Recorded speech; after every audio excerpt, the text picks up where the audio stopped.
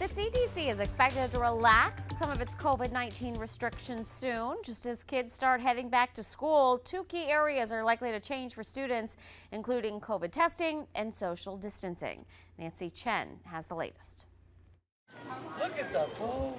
The CDC is planning to simplify and streamline a wide number of its COVID-19 recommendations, starting in the classroom.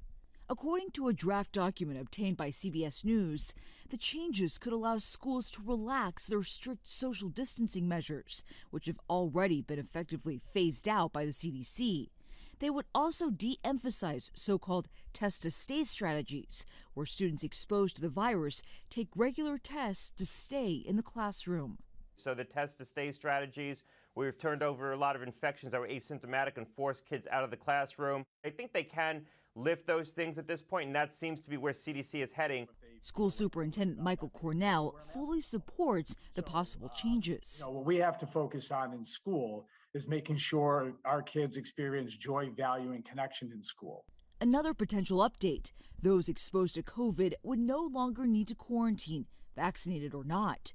Instead, the recommendation would be to mask for 10 days and test 5 days after exposure.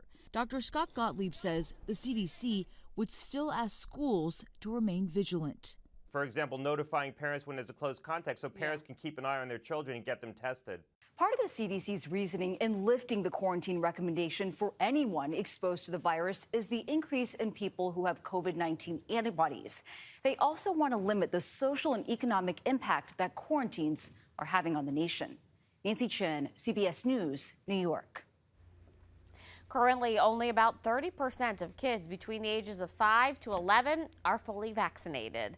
More than 80% of Americans are living in areas with medium to high COVID rates right now.